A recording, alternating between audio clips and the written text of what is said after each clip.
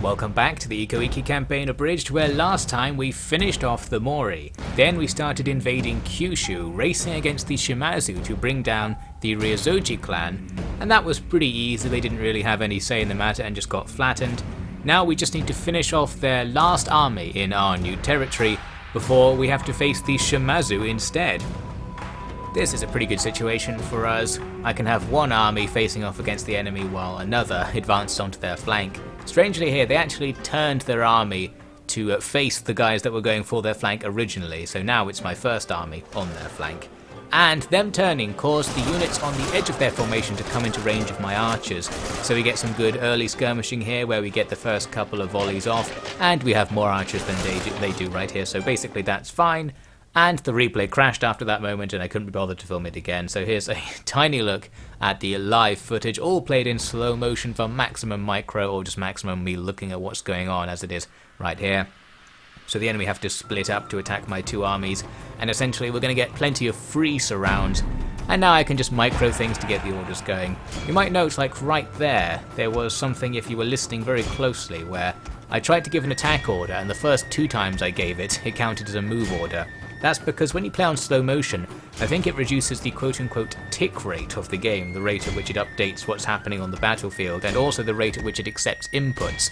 So on slow motion, I think you can only have half the maximum APM, and that does quite regularly while I'm playing, actually cause orders to be missed or movement orders to go to the wrong place because it doesn't pick up the end of you dragging the mouse or something like that.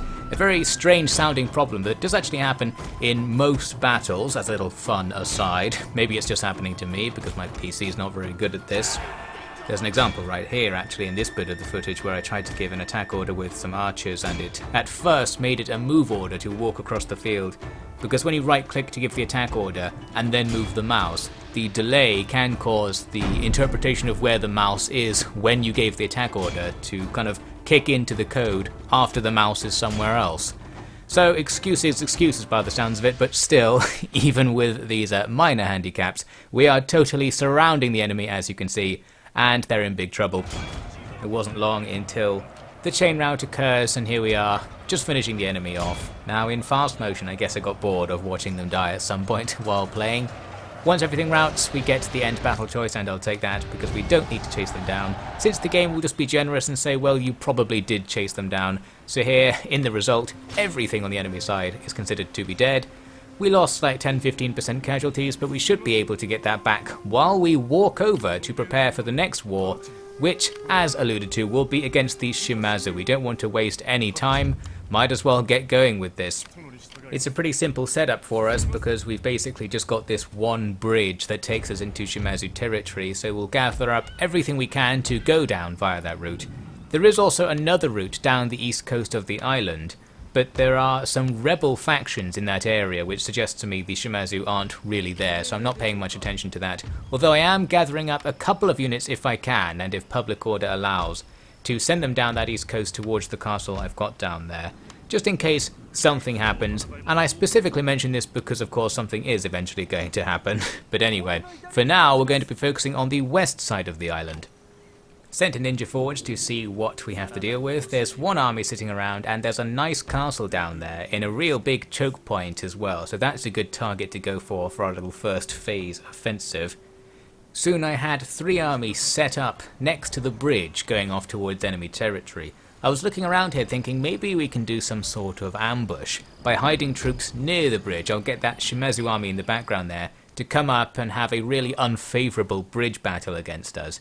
I couldn't find a way to do that, and they didn't actually come at me as it turns out, but the point of that is this inspired me to declare war on them before I'm ready to attack, so I'm not in position to attack this turn, meaning they get one turn of free war AI to decide what to do about me, and then we'll come back to them. Then, interestingly, in the Ryozoji turn, they offer me a peace deal, and I was like, well, I might as well, because actually you're really just going to get conquered by the Shimazu anyway, so I'll take some money off you in exchange for the deal and even try to make you my vassal. And the question is, how much money can we get with this? So I start gradually negotiating up and up and up, and to cut this long story short, I got as high as 35,000 before I got to the point where I couldn't be bothered to micromanage the amount to get the specific level they would offer. So we get that free money off them for a relatively pointless peace treaty. However, it has this effect. We become the tallest tree, and now the axes are coming for us in this weirdly laggy realm divide cutscene. Yes, doing that vassalization must have tipped me over the edge. I didn't realize I was that close. I figured this would happen while I was on Kyushu, but I thought I could get halfway through the Shimazu first or something. But no, we are going to realm divide right now, meaning my new vassal, the Ryozoji, immediately declares war on me. Now there's this kind of secret advantage to how this happened, because the Ryozoji are near the end of the turn order, so the realm divide has happened when only a couple of factions are left to declare war on me this turn. So actually I get to go through next turn with only a little bit of the realm divided against me, giving me a tiny bit of time to prepare for this. A subtle advantage against triggering the realm divide in your own turn by doing a conquest, and then in the end turn sequence everyone immediately declares war on you. Not much difference. Either way, we're going to be at war with pretty much everyone real soon. So this is where the campaign really begins, or really ends indeed. The first thing we need to do in reaction to this is start spending that massive pile of money we just took off the Ryozoji. Now that I have conquered some stuff in Kyushu, my unit caps have increased a bit, so I can throw out a couple of new units around the place. So I'm recruiting stuff off to the right hand side of our territory ready to use, and also with all my money I can do the expensive castle upgrades to get some level 3 castles going. The main issue here isn't actually the money, it's the time. It takes many turns to get these ready, and we probably don't have many turns before things are going to start getting heated over there, so we'll just see how that goes. As for our military strategy, we're just going to continue conquering Kyushu and straight up ignore the rest of our territory, because no matter what happens over there, if we have just Kyushu by the end of all this, that's still a better strategic situation because we can focus our forces down.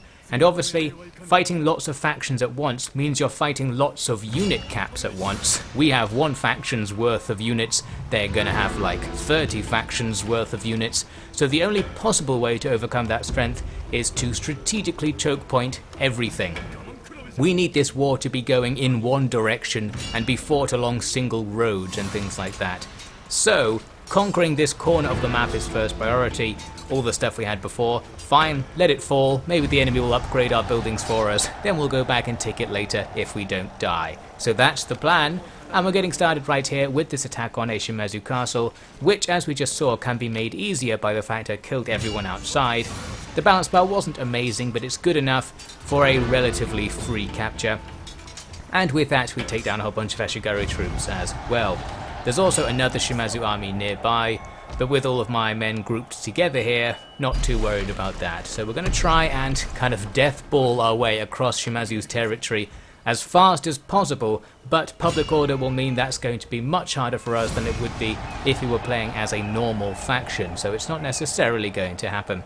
Had a minor naval victory taking a trade node from Shimazu, but obviously we're about to be blockaded just from all directions at all times by the rest of the factions in the game, so having naval control just won't achieve anything in the near future. The idea is there though, it was nice to try. Eventually I'm forced to hit end turn, and it's time to get this thing going. Obviously a lot of factions will be declaring war on us right here, and we just accept them, in all cases not calling in our allies. And our allies are the interesting part, like here the Imogami, our vassals, move as if they might be thinking of doing something, but they don't declare war on me. The Oda, obviously they declare war on me. We're probably going to be back to Nagashima soon enough. But yes, the question is, will my allies stick by me? They might stick by me for a short amount of time, maybe they'll never leave me. If we can keep at least the Hatakeyama, who have a lot of border with us over in the east, that would make our life easier. So that was one of my main hopes. The Shogunate would be another perfect one, and there's another one, the Suzuki or something, to our southeast over near Kyoto, who would be good to keep. As we go through, I'm going to be joining any wars that come up with our allies, so if other factions declare war on our allies, I will join them in the hope that our allies won't just then declare war on me and render that pointless. And I think me joining their wars decreases the chance that that will happen, because then we have a shared enemy when their turn comes around and they'll like me a bit more. Depends if that overcomes how Realm Divide works. Realm Divide might be kind of scripted to overcome the usual should I bother declaring war logic anyway. As we come to the end of the major factions part of the end turn sequence, we are going to have delay because that Shimazu army comes to attack my group, but only 2 of my armies are in range, so we do need to face them down here. Their army's not that good, so it should be easy enough. And interestingly, they have a whole bunch of high-level, high-ranking officials in their army, so a nice chance to really cut the Shimazu clan as an entity down to size. I just about got my reinforcements to the line in time for the fight. They're leading with some official Shimazu brand gun samurai. Thought this could be an issue because we don't have any guns, meaning they can outrange us if they want. They could stand slightly away from my little position here and snipe at me, forcing me to walk forwards and get an unfavourable skirmish. But they're not going to do that because I think the AI wants to keep all of its skirmish units in the same line. So because the guns are in the same line as some low quality trash archers, they have to all move up to the same point before they stop, meaning their guns actually don't outrange us in the end because they don't stop until they're in range of the bows. Anyway, the skirmishing isn't going to be much of the fight because, as usual, the AI is just going to absolutely go for it, charging right into our lines, and I'm going to pull back onto the little hill behind my line, ready to keep shooting at them once they're in melee. We've got cav coming in on the left, including loads of those generals, but I've got 2 spear units ready to deal with that. And on the right, we're not so engaged. You can see I'm forming an echelon there. We're going to be able to outflank the enemy right away, which will help out. And here they are, charging into my line, which in many cases are in Yari-wall formation to enhance their power.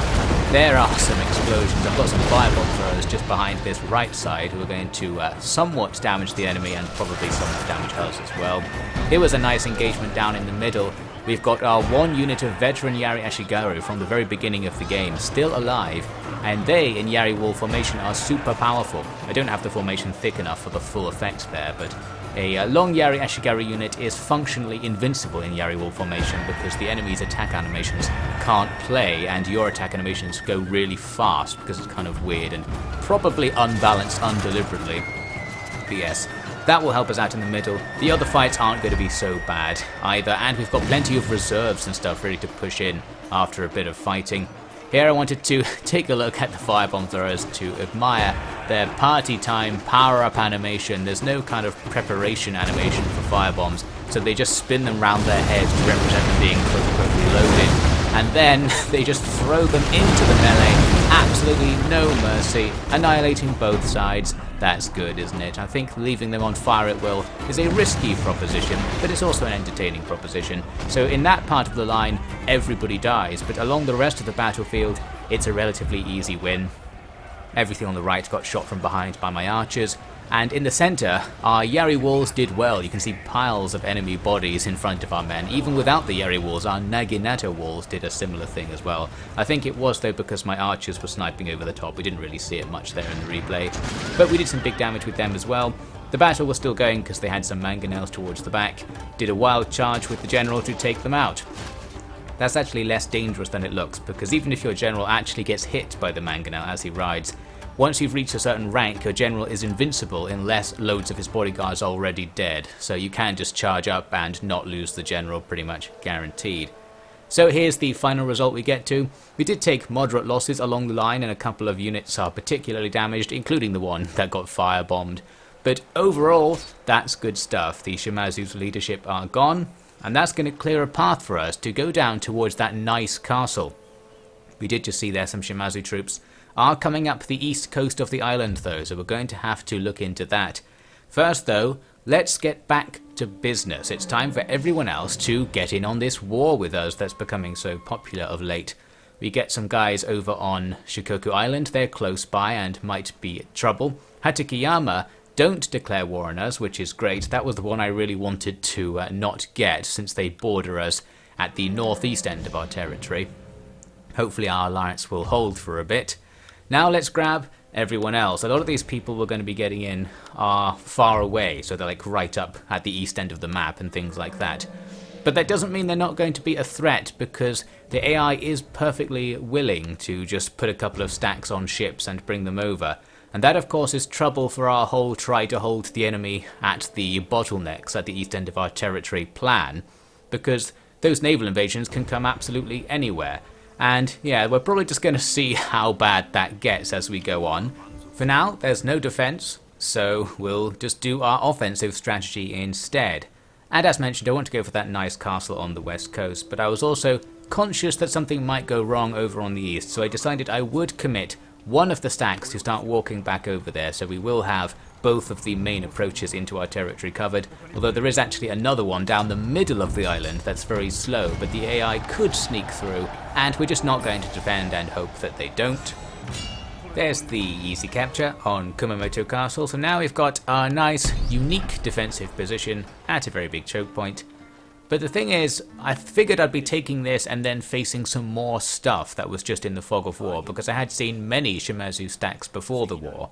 But looking around, there's not that much that can counterattack, or anything really. So with that in mind, my big plan to win some sort of decisive defensive battle at that castle went out the window, and we'll just have to keep going.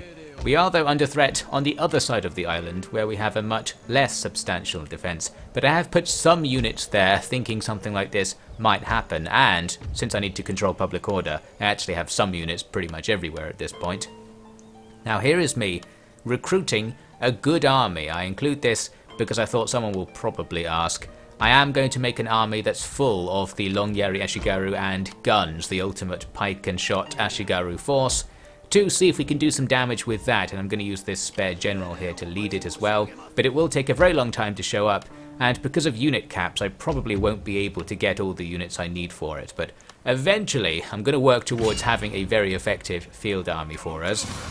In the meantime, in this very same turn, we can move out and attack the next Shimazu castle down the western coast, much less exciting than the previous one, but if it's not going to be attacked, that's not going to be a problem. And I did have a vassal opportunity, which I took, with the same kind of reasoning as one I did with the Mogami before. Because we're at a fork in the road, putting a vassal on one of the forks means we can send all of our troops now to go east and take the little area that connects the east and west parts of the island.